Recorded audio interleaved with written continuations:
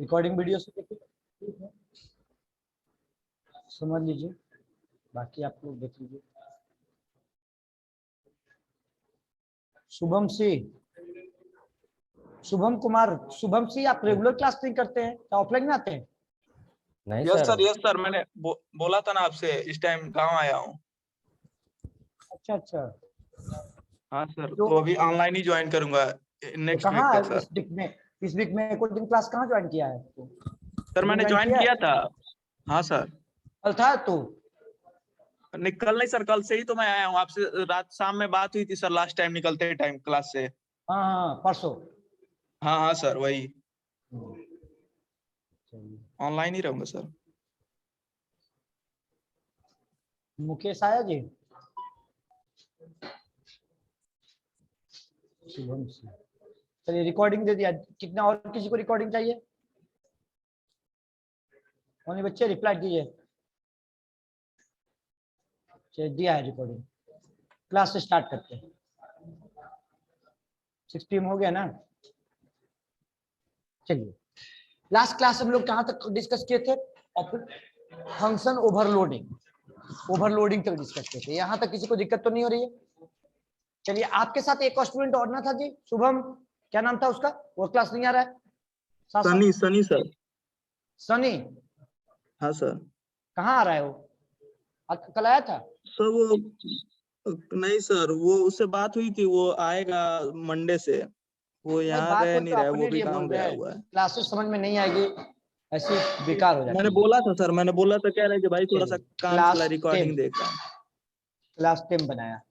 चलिए बच्चे, क्लास को कंटिन्यू करते हैं। लास्ट क्लास में किसी को दिक्कत तो नहीं है वहां तक? एक क्लास बनाया टेम्प नाम से, ठीक है, टेम्प नाम से क्लास बनाया। इस टेम्प क्लास के इनसाइड में फाइल को सेव किया। कहाँ? बैच 6 PM है ना?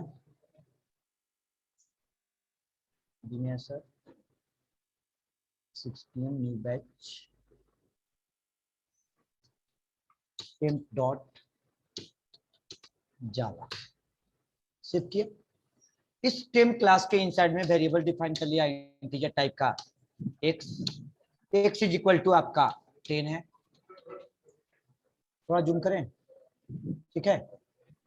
x इज इक्वल टू आपका 10 है बेटा, x इज इक्वल टू 10 है। अभी यहाँ पे x इज इक्वल टू 10 है। एक फंक्शन बनाया वाइड शो, क्लास लेवल पे इनिशियलाइज कर सकते हैं ना? चलिए, रेनू ज्वाइन कर लीजिए, नहीं किया ना अभी? अंशिता, तन्या ने ज्वाइन किए हैं आपके साथ? भोला चौधरी बगल में रहते हो ऑनलाइन?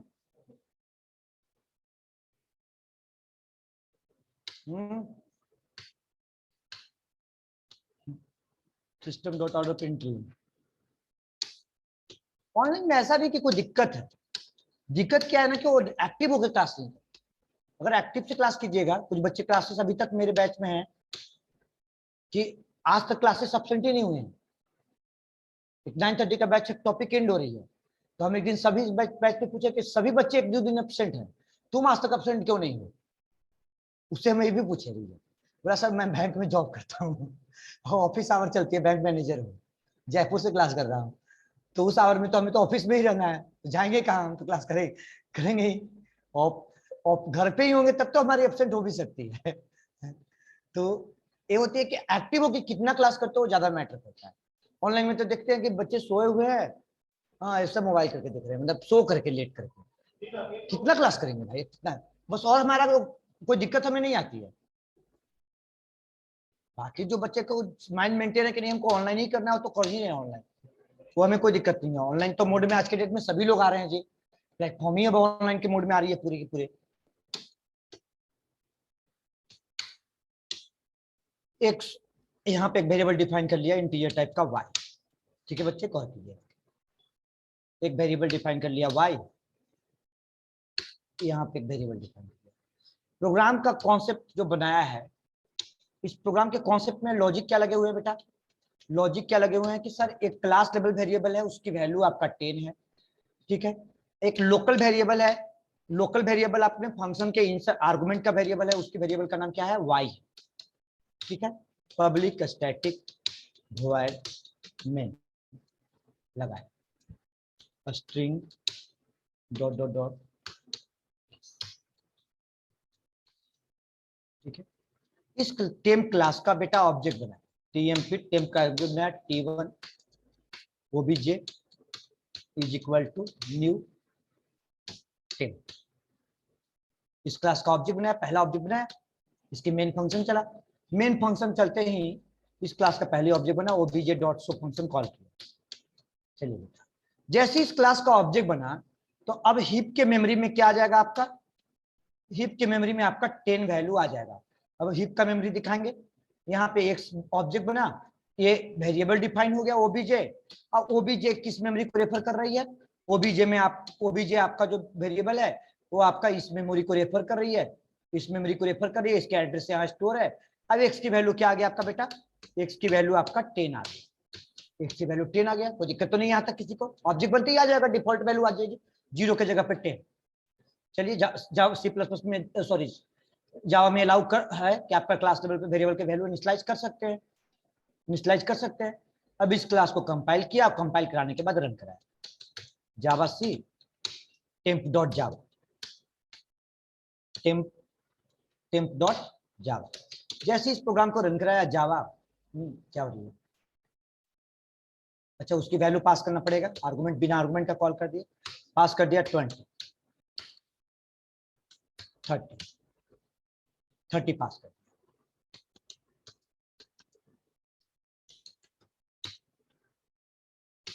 टेम्प, चलिए आपको आउटपुट में क्या मिल जाएगी सर, 10 20 आउटपुट में मिल जाएगी। यहां तक तो किसी बच्चे को कोई प्रॉब्लम नहीं है, समझ में आ रही है, बेसिक प्रोग्राम है, जो आपको UPS का प्रोग्राम बेसिक थी उस बेसिक कॉन्सेप्ट पे आपका प्रोग्राम है UPS का, यहां तक तो किसी को दिक्कत नहीं है। अब नेक्स्ट कॉन्सेप्ट में इसी में थोड़ा ट्विस्ट करते हैं, एक वेरिएबल डिफाइन किया इंटीजर टाइप का x हो सकती है लोकल वेरिएबल, इसका डिफाइन किया x इज इक्वल टू आपका 20, x is equal to 20 define किया। अब हमें आउटपुट में क्या मिलेगा, आउटपुट में बेटा क्या मिलेगा, 10 20 30 10 20 30 20 10 10 30, या हमें आउटपुट में मिलेगा 20 20 30, क्या मिलेगा आउटपुट में बताइए, ये मैंने आउटपुट लिख दिया, 3 आउटपुट में कोई एक तो होगा ना, 3 ऑप्शंस है आपके पास, नहीं तो लाइफलाइन ले लीजिए आप लोग। चलिए बताइए, बोलिए क्या आएगा आउटपुट, आकाश थर्ड वाला, सर आकाश 10 2 10 और 30 आएगा, 10 10 30 आएगा। चलिए विकास आना नहीं चाहिए, वो मत बोलिए, आएगा क्या ये बोलिए, हमसे मत बोलवाइए, सर यहाँ पे आना 3 चाहिए। वैल्यू क्यों आएगा, एसओपी तो सिर्फ 2 ही बार है। क्या आएगा, सर एसओपी तो 2 ही बार है ना, तो फिर 3 वैल्यू कैसे आ सकता। लिख देंगे ना भाई, क्या दिक्कत है, 103 बार लिख देंगे। तो लिखेंगे तब ना, तो समझ में नहीं आ रहा। अब समझ में आ रहा है हाँ आप समझ में आ रहा है ना। अब पहले ये तो देखो कि मेरा इसका वैल्यू भी लेना है, इसका भी वैल्यू लेना है, लिख दिया, चलो लिख दिया। चल 2 ही वैल्यू पे होता तो क्या होता, 10 20 10 10 30 या 20 10 10 30 10 10 30 या 20 20 30, क्या होता, कोई एक तो होता ना। तो 20 30 होता लोकल वेरिएबल को। चलिए विकास अनुज, चलिए आप बताइए क्या नाम हुआ आपका, नाम भूल जाते हैं बार बार, अंजलि, हाँ बोलिए बताइए, कृष्णा, अभिषेक। चलिए बेटा, मतलब priority goes to local, mostly बच्चों को 20 20 30 रहा, ठीक है, 20 20 30 आउटपुट देगा, बात भी सही, 20 20 30 देगा। मान लो एक ही घर में 2 बच्चे हैं, ठीक है, एक मान लो 2 अलग अलग पेरेंट्स के, ठीक है, जो दोनों के नाम बबलू है, अगर मान लीजिए जिसके पेरेंट्स दोनों एक ही जगह पे बैठे हो, ठीक है, उसका भी नाम बबलू है, इसका भी नाम बबलू है, इसके पेरेंट्स आवाज लगाते हैं, अगर मान लो उससे काम भी होगा तो रिस्पॉन्ड पहले कौन करेगा, सुनेगा तो दोनों, तो बात फैक्ट है, आवाज तो दोनों को जाएगी, तो रिस्पॉन्ड कौन करेगा, एक करेगा, रिस्पॉन्ड वो करेगा, जिसके पिताजी होंगे जिसके वो गार्जियन रिस्पॉन्ड, बोलेंगे। वो रिस्पॉन्ड करेगा, जबकि वो बुला रहे हैं कि नहीं, उस बबलू को बुला रहे हैं। कहने का मतलब क्या है कि priority goes to local, priority goes to local, मतलब कि आपके क्लास लेवल पे बेटा वेरिएबल है और लोकल वेरिएबल भी है। तो लोकल वेरिएबल भी है तो इसके वेरिएबल का वैल्यू क्या आना चाहिए, तो लोक प्रायोरिटी चला गया। अगर नहीं थी तब तो आपका यहाँ 20-30 दे रहा था, तब 10-30 दे रहा था। अब प्रायोरिटी गोज टू लोकल, तो अब आउटपुट क्या आएगा, 20-20-30 आएगा। प्रायोरिटी आपका आउटपुट क्या आएगी, आपका 20-20-30 आएगी। ठीक है, 20-20-30 आएगी आउटपुट। ठीक है, 20-20-30 आएगी। लेकिन अब इसके पीछे कॉन्सेप्ट है, कॉन्सेप्ट है कि ये तो आपका कहना है कि सर आउटपुट 20-20-30 आई, लेकिन हमें चाहिए क्या 10-20-30 चाहिए। तो सुपर लगा देंगे सर, सुपर लगाना पड़ेगा, सुपर या दिस लगाएंगे तो हो जाएगा शायद। चलिए बोलिए। नहीं होगा, चलिए बेटा दिस डॉट गौर एक्स कर कीजिए। देंगे तो शायद हो जाएगा। चलिए आइए देखिए, कंफ्यूज मत कीजिए सभी को। आप लोग कुछ सही भी बोल रहे हैं, कुछ आंसर को सही बोल रहे हैं और कुछ बोल भी रहे हैं, तो ज्यादा नहीं बोलते हैं, समझिए कॉन्सेप्ट आगे बढ़िए। देखिए दिस कॉन्सेप्ट आप लोग कुछ बोल रहे हैं, दिस कीवर्ड लगा दीजिए, सुपर कीवर्ड लगा दीजिए, तो कंफ्यूज हो रहे हैं बच्चे। आइए टॉपिक में, जैसे इस क्लास का ऑब्जेक्ट बनेगा, ऑब्जेक्ट बनते ही कितने लोग समझते हो दिस के बारे में, पहले ये बताओ, जब आंसर दिए हो तो बताओ। विकास क्या समझते हो आप, आपसे बात कर रहे हैं। शुभम क्या समझते हो ऑनलाइन, आपकी आंसर क्या, कंस्ट्रक्टर बना। Yes sir. दिस कंस्ट्रक्टर है, नहीं सर, कंस्ट्रक्टर नहीं है दिस, क्या बोल रहे हैं, मतलब लोकल वेरिएबल से अगर बाहर वैल्यू को एक्सेस करना होता तो दिस का यूज करते हैं, और फिर क्लास लेवल पे यूज करना होता तो सुपर यूज करते हैं, ऐसा कुछ होता है सर। चलिए बेटा कॉन्सेप्ट में हम आते हैं। बिना दिस का पहले, जब आप लोग कुछ कुछ बच्चे जानते हैं तो कंफ्यूज मत होइएगा, कुछ कंफ्यूज करते हैं, कुछ आप लोग को एक्स्ट्रा बढ़ के बताते हैं आपको। आप लोग की बैच में शुरुआत करते हैं, इसमें क्या बताने की कोशिश करते हैं। अभी बताइए कि अगर मान लीजिए हम दिस कीवर्ड नहीं जानते, मान लीजिए कि हम दिस कीवर्ड के बारे में नहीं जानते, ठीक है, आप लोग जानते हैं तो हम उसके डीप में कॉन्सेप्ट और एंट्री कर रहे हैं, नहीं जानते तो हम उसके एंट्री नहीं करते। ठीक है, मान लीजिए कि दिस कीवर्ड के बारे में हम लोग नहीं जानते हैं, सपोज मान लीजिए, ठीक है। अब हमें एक कहना है कि इस क्लास का एक्स वेरिएबल का वैल्यू यहाँ पे प्रिंट होना चाहिए। जैसे इस क्लास का ऑब्जेक्ट बना तो मेमोरी का एलोकेशन हुआ, ये रहा मेमोरी का एलोकेशन, दीपक समझ में आ रहा है ना, ये मेमोरी का एलोकेशन रहा। इस मेमोरी का रेफरेंस आप कहाँ स्टोर कर लिए, ओबीजे वेरिएबल में स्टोर कर लिए। अगर हमें इस मेमोरी को, इस वेरिएबल को हमें मेन फंक्शन में प्रिंट कराना होगा, मेन फंक्शन में अगर हमें इसको आउटपुट लेना होगा, मेन फंक्शन में इसे आउटपुट हमें लेना होगा, तो हम क्या लिखेंगे यहाँ पे, बताइए बेटा। यहाँ पे लेना होगा मेन फंक्शन में, तो हमें ओबीजे डॉट टेक्स्ट लिखेंगे बेटा, ठीक है।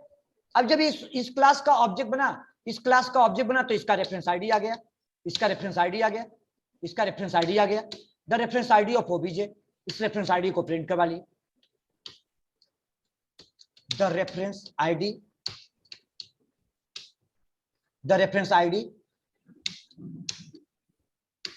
of OBJ पे प्रिंट कर, OBJ को पहले प्रिंट करा दिया बेटा। इसका मतलब कि OBJ का रेफरेंस आईडी प्रिंट कर देगा। उस मेमोरी पे रेफरेंस वेरिएबल पैदा हुआ, एक sorry class level object variable पैदा हुआ, एक्स की वैल्यू को मैंने मेन में आउटपुट ले लिया। चलिए बेटा, अब दिस कीवर्ड में आया कैसे रेफरेंस, अब यहाँ पे बताते हैं आपको, जब जानते हैं आंसर तो थोड़ा सा डीप में कॉन्सेप्ट चला गया, क्या हो गया, ई लिख दिए सब ओके जगह, ओबीजे सर ये पी लिख दिए हैं। चलिए अभी यहाँ पे आपका इस क्लास का ऑब्जेक्ट बना है, इस क्लास का ऑब्जेक्ट बनते ही ओबीजे डॉट एक्स को कॉल किया, टेम्प की वैल्यू क्या मिल गया आपका, टेम्प का वैल्यू आपका 10 मिल गया, 10 की वैल्यू मिल गया, उस इस रेफरेंस के मेमोरी पर 10 मिल गया, मेन में हमें मिल गया। अब बात आई कि सर इसके ऑब्जेक्ट मतलब कि यहाँ पे हमारा कैसे इस y वेरिएबल जो यहाँ जो फंक्शन है, फंक्शन पे मैंने कॉल किया, तो हमें कॉल करते ही x की वैल्यू हमें चाहिए उस मेन फंक्शन में, तो इसमें x जो वेरिएबल पैदा हुआ वो कहाँ पैदा हुआ, हीप में पैदा हुआ। और हीप के मेमोरी को कौन रेफर कर रहा है, ओबीजे में जो रेफरेंस आईडी स्टोर है, जो ओबीजे में रेफरेंस आईडी स्टोर है, वो रेफरेंस आईडी को अगर सो फंक्शन तक पहुंचा देंगे तो मेरा काम हो जाएगा, मेरा काम हो जाएगा। मेरा कहना है, समझ में आया बात, मेरा कहना है कि यहाँ पे क्लास टाइप के एक वेरिएबल डिफाइन किया, आर्गुमेंट ले लिया, इस क्लास का वेरिएबल लिख लिया 10, मतलब कि एग्जांपल इसका क्या बता रहे हैं, नीड फॉर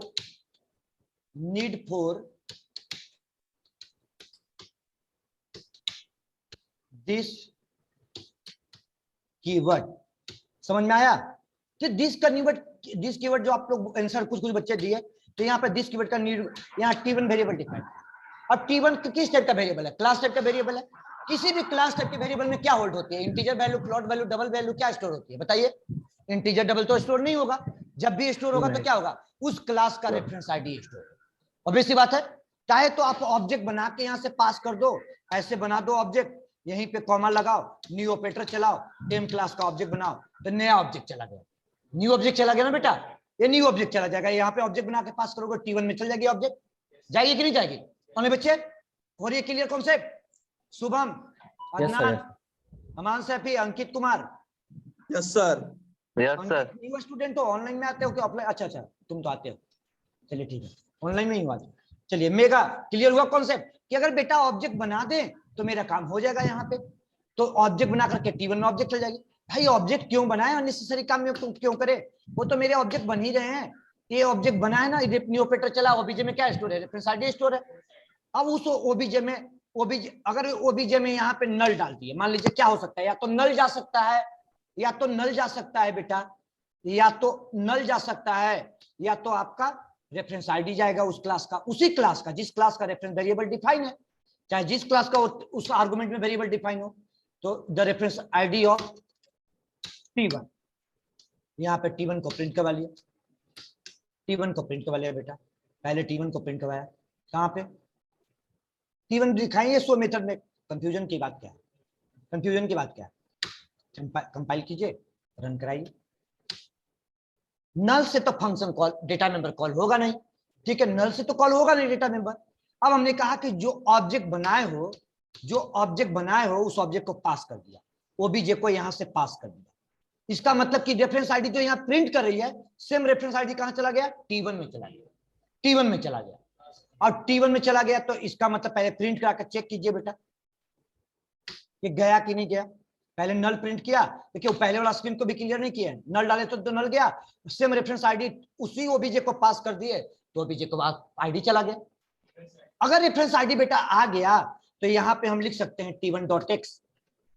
जब यहाँ पे obj.x लिख सकते हैं तो T1.x लिख सकते हैं, लिख सकते हैं बच्चे? रिप्लाई दीजिए सब लोग, लिख सकते हैं? लिख सकते हैं क्या? किसको दिक्कत हो रही है बताइए? सर मुझे दिक्कत हो रही है। क्या दिक्कत हो रही है बताइए? अभी क्या चेंज किया कि नल से वो रुक जाओ शुभम, रुक जाओ शुभम, तुम रुक जाओ। दीपक बोलो, रिस्पॉन्ड करो। एक क्लास टाइप का वेरिएबल डिफाइन है ना बेटा, ये इंटीजर टाइप का वेरिएबल डिफाइन है ना, बताइए इंटीजर वेरिएबल में क्या स्टोर होगी? इंटीजर का वैल्यू स्टोर होगी, क्लियर है? एक क्लास की वेरिएबल है तो क्लास वेरिएबल में क्या होता है? ओबीजे वेरिएबल में क्या होती है? ऑब्जेक्ट बन के स्टोर होती है, या तो ज्यादा नल वैल्यू स्टोर होगा। तो नल पास किए थे तो क्या गया था? नल गया था उसको। अब इसमें जो वैल्यू y में वैल्यू आ रही है तो y को प्रिंट ले रहे हो ना, T1 में प्रिंट आएगी तो T1 में प्रिंट नहीं ले सकते, बताओ हमको, क्लियर हुआ? तो इसका मतलब जिस क्लास का ऑब्जेक्ट, मान लीजिए कि हमें इसमें T1 में होगी क्या, किस क्लास का वेरिएबल है, तो जिस क्लास में फंक्शन है उसी क्लास का वेरिएबल है। तो T1 में मैंने पास कर दिया, किसको पास कर दिया? तो जो पहले ऑब्जेक्ट बना, जिस ऑब्जेक्ट जो बनाया था उसी ओबीजे को पास कर दिया, उसी मेमोरी का एड्रेस यहाँ पे चला गया। तो T1 को प्रिंट करवाएगा तो क्या प्रिंट किया? रेफरेंस आईडी प्रिंट किया। गौर कीजिए, यहाँ पे पहले रेफरेंस आईडी को प्रिंट करवा लिया, रेफरेंस आईडी प्रिंट कर गया ना, क्लियर हुआ? तो अगर रेफरेंस आईडी T1 का प्रिंट कर गया बेटा तो क्लास का वेरिएबल है, क्लास वेरिएबल ओबीजे ऑब्जेक्ट, जिसको क्या बोलते हैं? ऑब्जेक्ट वेरिएबल बोलते हैं, सीधा बोलते हैं क्लास लेवल वाले वेरिएबल पे, क्लास लेवल वेरिएबल को हम लोग T1.x लिख सकते हैं। जब T1 हमारा ऑब्जेक्ट मिल गया, किसी भी क्लास का तुमको ऑब्जेक्ट किसी भी वे में तुमको मिल जाए तो उसके डेटा मेंबर या मेंबर फंक्शन कॉल कर सकते हो या नहीं कॉल कर सकते हो, बताओ हमको? Yes sir. तो T1.x कॉल कर लिया तो T1.x कॉल हो गई। समझ में आया कॉन्सेप्ट? Yes sir. T1. और किसी को डाउट है बताइए? है कंफ्यूजिंग कॉन्सेप्ट है, मैंने जानबूझ के डीप में गया, आंसर मिला तो मैंने डीप में गया, आंसर नहीं मिलता तो मैं डीप नहीं आया। तभी तो कल बोला था कि पढ़ के आना। हाँ जी तान्या, कोई दिक्कत है आप लोग को? अंशिता, अंशुल भट्ट? No sir. किसी को दिक्कत नहीं? अंशुल भट्ट, कोई दिक्कत तो नहीं हो रही है? अफजल, समझ में आ रहा है ना कि सर जिस टाइप का वेरिएबल होगा उस टाइप का उसका वैल्यू चाहिए, बस इतना सिंपल लॉजिक में समझिए ना। अब बेटा जिस काम को आप ऑब्जेक्ट बना के कर रहे हो ना, वो आपको बनाना नहीं है। हाँ बोलिए। अब किसका उठाएगा? अब यहाँ पे obj.x किसका उठाया वैल्यू? ऑब्जेक्ट वेरिएबल का वैल्यू को उठाया, ऑब्जेक्ट बनने का। आप किस T1 में क्या स्टोर है? इसी ऑब्जेक्ट का तो रेफरेंस आईडी स्टोर है, तो क्या मिल जाएगा आपको? 10 मिल जाएगा, क्लास टेबल के वेरिएबल का वैल्यू मिल जाएगा, तो आपको क्या मिल जाएगा? 10 मिल जाएगा। सर तो पहले वाले में आप पहले जो एग्जांपल में नल आया था उसमें ओबीजी के जगह पे नल लिख दिए थे क्या? नल लिखे थे ना, इसलिए नल गया था।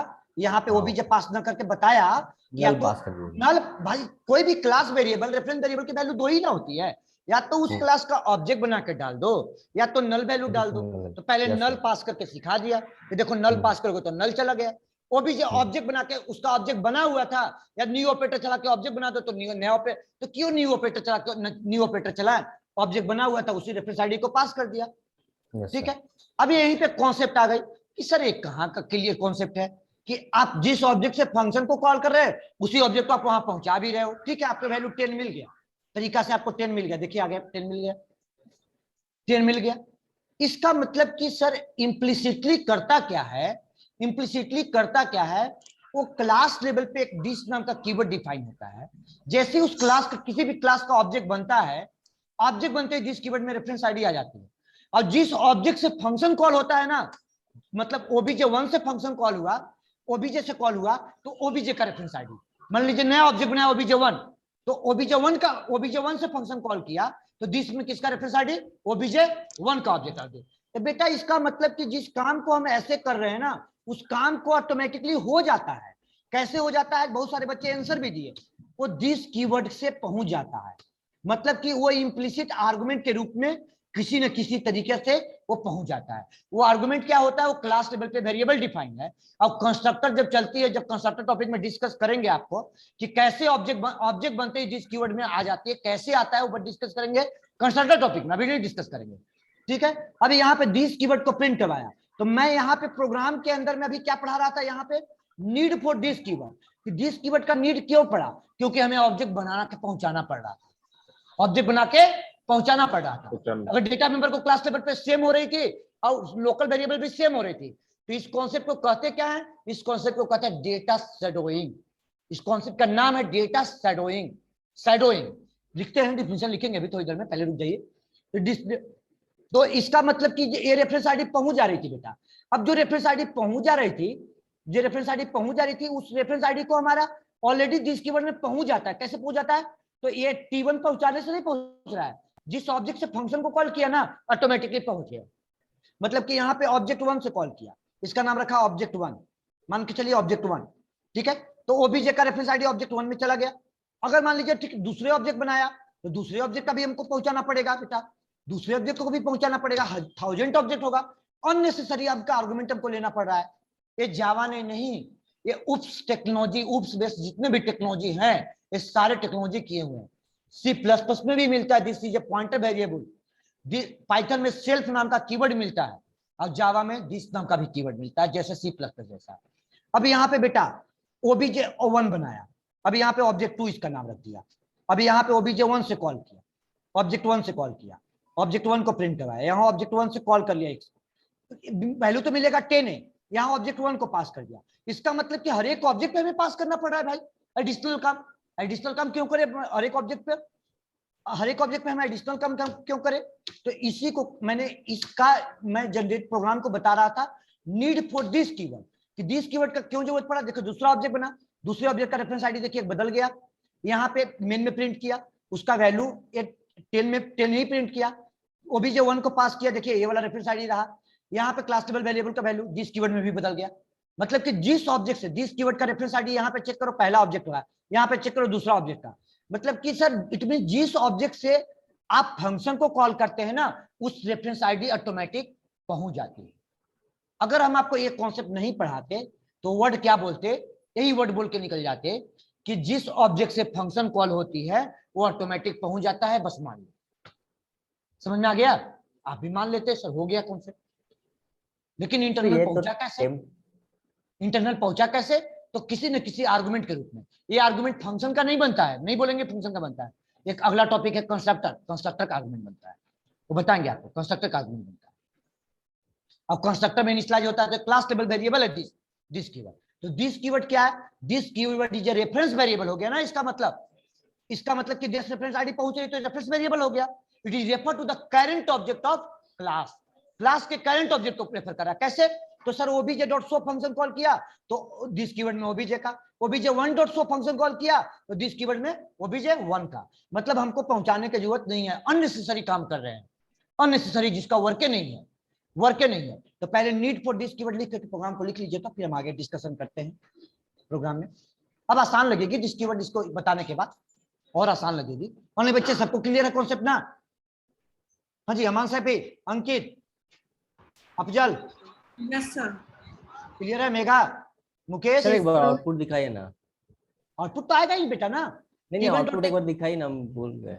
आउटपुट मत रटो बच्चे, हम आउटपुट तो सी के बच्चों को भी नहीं रटने को बोलते हैं। आउटपुट रटोगे तो समझ में नहीं आएगा। सर देख रहे क्या वो आया, ठीक है सर। आउटपुट तो ऑब्जेक्ट बनाया, बस कॉमन सेंस से पकड़िए भाई। आउटपुट देख के कोड देख के आउटपुट बताइए, आप ऐसे मत कहिए। हमारा एक करना होता है, हमारे बैच का हम खुद स्टूडेंट को पढ़ाते हैं, बच्चों को तो बोलते कोड देख के आउटपुट बताओ कि आउटपुट क्या आएगी। सर आपने obj.x लिखा तो वैल्यू यहाँ 10 मिला ना, सेम रेफरेंस आईडी यहाँ पहुंचा दिया, तो t1.x लिखा तो 10 मिलेगा। डायरेक्टली लिखेंगे तो आपको लोकल वेरिएबल को प्रायोरिटी दे देगा, तो x का वैल्यू दे देगा। y का वेरिएबल का जो वैल्यू है लोकल है, उसमें तो कोई डेटा शेयरिंग हो नहीं रही है, x के बीच में डेटा शेयरिंग हो रही है।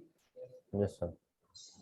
लिखिए तो बेटा प्रोग्राम लिखिए तो नीड फॉर दिस कीवर्ड, सब नोट कीजिए। तो आंसर मिलती है ना तो टीचर टॉपिक में ऑटोमेटिक अंदर तक एंट्री करेंगे। आंसर नहीं मिलेंगे तो कटेंगे।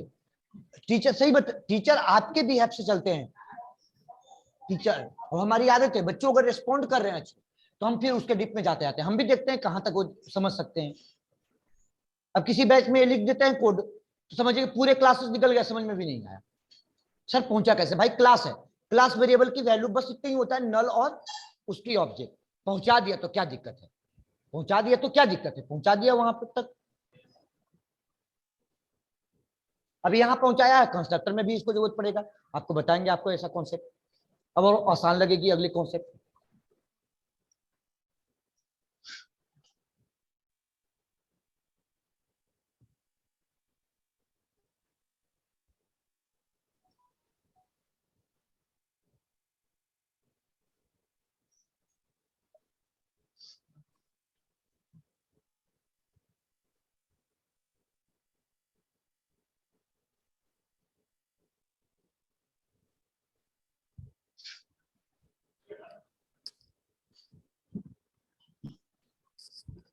चलिए बच्चे,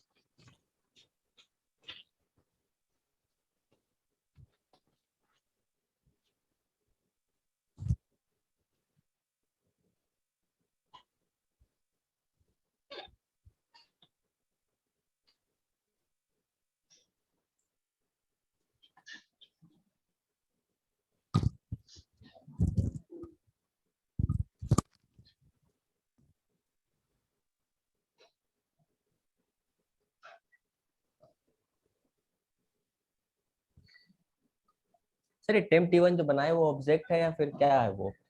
कौन सा? ये टेम्प t1 int y और कॉमा टेम्प t1, तो टेम्प t1 ये ऑब्जेक्ट है क्या?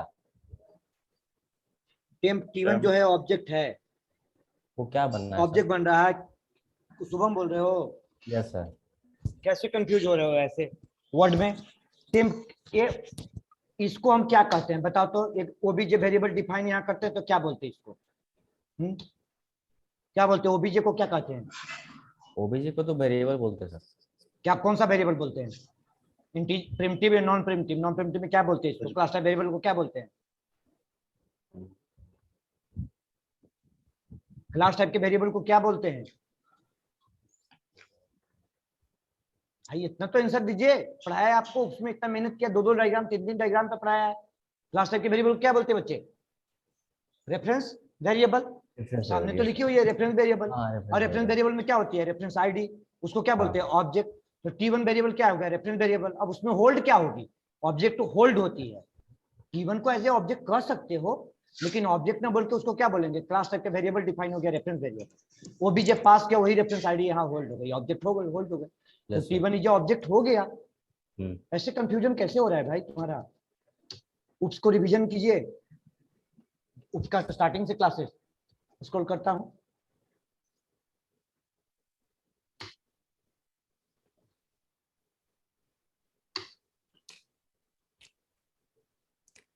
चलिए बच्चों, नीड फॉर दिस कीवर्ड बता रहे थे। अब दिस कीवर्ड का पहले प्रोग्राम में कन्वर्ट कर देते हैं, बस इसी प्रोग्राम में, और आसान होगी कॉन्सेप्ट, अगली कॉन्सेप्ट आसान लगेगी आपको। सर ये OBJ2 है ना? हाँ, मतलब वही OBJ हो गया तो ये OBJ1 हो गया, OBJ2 सीक्वेंस आपका OBJ1 का। ऑब्जेक्ट टू लिखा हुआ है, पहली ऑब्जेक्ट पे रेफरेंस आईडी, दूसरी ऑब्जेक्ट पे रेफरेंस आईडी, ये बोल रहा हूँ। Okay sir.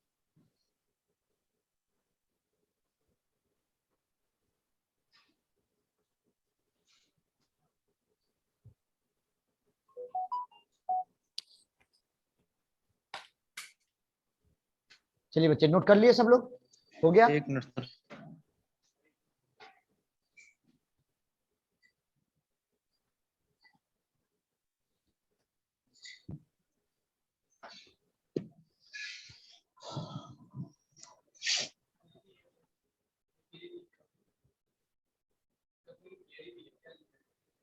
नहीं सुन, क्या बोल रहे? थ्योरी लिखवाएंगे, अभी रुक जाइए, पहले पढ़ाना कीजिए। अभी का स्टार्ट कहाँ किया, अभी तो नीट चल रहा है, जो वो समझ रहा है, समझ रहे। हो गया बच्चे सबका? देखिए यस सर, हो गया। अब ये जो काम हम लोग कर रहे थे, यहाँ ऑब्जेक्ट बनाने पहुंचाने की काम कर रहे थे, जो हम लोग यहाँ पे ऑब्जेक्ट की पहुंचाने की काम कर रहे थे, वो हमारा ऑटोमेटिक हो जाता है, उसको करने की जरूरत नहीं है, ये में करने की जरूरत नहीं है। क्लास बना लिया temp1.java, कन्वर्ट किया, कोड को थोड़ा सा कम किया। क्या बताते हैं आपको, ये जो काम कर रहे हैं इसको करने की जरूरत नहीं है बेटा। इस कॉन्सेप्ट को हम लोग कहते क्या है, ये ऑटोमेटिक आपका पहुंच जाती है रेफरेंस आईडी। जैसे इस क्लास से फंक्शन को कॉल कीजिएगा ना, इस क्लास का मतलब कि फंक्शन को कॉल किए, इस फंक्शन को कॉल किए, ऑटोमेटिकली दिस कीवर्ड में रेफरेंस आईडी आपका पहुंच गया। कब पहुंच गया, तो obj.show कॉल किया, तो obj.show कॉल obj.show फंक्शन को कॉल किया, तो यहां से आपका रेफरेंस आईडी आपका पहुंच गया, किसमें, दिस कीवर्ड में पहुंच गया, ऑटोमेटिक, इम्प्लिसिटली। अब कैसे पहुंचा, तो जैसे कि इम्प्लिसिट अभी मान के चलो कि सर आर्गुमेंट के रूप में पहुंच रहा था, मेरा पहुंचाना पड़ रहा था, तो इसका मतलब किसी न किसी तरह से तो आर्गुमेंट के रूप में पहुंच रहा होगा, वो आर्गुमेंट के रूप में आपके मेथड में नहीं पहुंचता है, ठीक है। पाइथन की बात करते हैं तो वहां पे सेल्फ नाम का कीवर्ड ऑटोमेटिक हर एक फंक्शन का होता है, लेकिन यहाँ पे आर्गुमेंट के रूप में नहीं पहुंचता है, फंक्शन का नहीं होता है, वो कंस्ट्रक्टर का आर्गुमेंट होता है। दिस क्लास लेवल पे ऑटोमेटिक रेफरेंस वेरिएबल डिफाइन है। जब भी ऑब्जेक्ट बनेगा ना, कोई भी ऑब्जेक्ट बनेगा, उसका रेफरेंस आईडी दिस कीवर्ड में असाइन होते चला जाएगा, वो क्लास लेवल पे। कैसे, कंस्ट्रक्टर के थ्रू। तो ये टॉपिक डिस्कस करेंगे कंस्ट्रक्टर में, अभी थोड़ा सा रुक जाइए। कंस्ट्रक्टर मतलब मंडे की कहानी, कंस्ट्रक्टर में हम लोग मंडे को बस इतना समझिए कि ऑब्जेक्ट बनते ही उसमें रेफरेंस आईडी आ जाती है, ठीक है, दिस कीवर्ड में। दिस क्या है, तो सर क्लास लेवल की रेफरेंस वेरिएबल डिफाइन, ठीक है। कैसे आती है, बाय यूजिंग कंस्ट्रक्टर आती है। अभी इसके होल्ड कीजिए वर्ड को। अभी यहाँ पे बात डिस्कस करें तो अभी T1 को हटा दिया। अब यहाँ पे प्रोग्राम को इतना पे रन करा कर देखिए, तो दोनों ऑब्जेक्ट के साथ इंटरेक्शन हुआ, यहाँ से जो पास करते इसको भी हटा दिया, ठीक है बेटा। अब यहाँ पे अब केवल दिस की रेफरेंस आईडी, किसकी ऑब्जेक्ट बना रहे हो, temp1 क्लास का। फाइल नेम क्या है,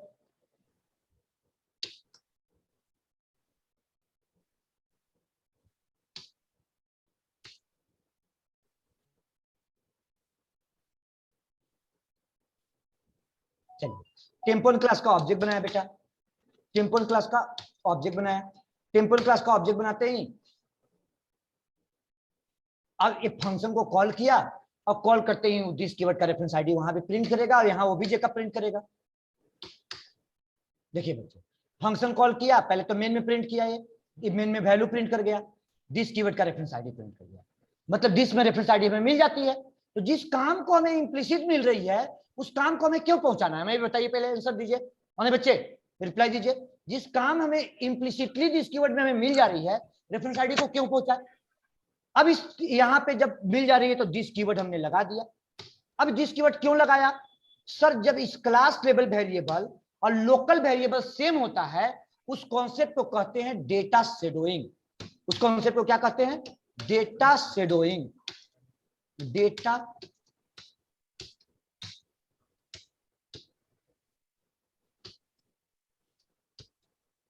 डेटा शेडोइंग। व्हेनेवर कॉन्सेप्ट है बेटा, whenever class variable and local class variable and local variable are same, then this concept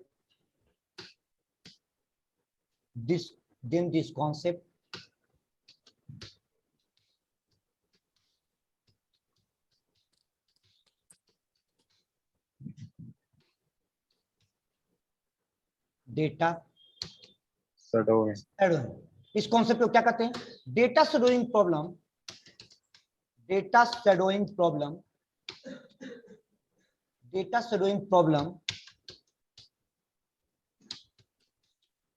solved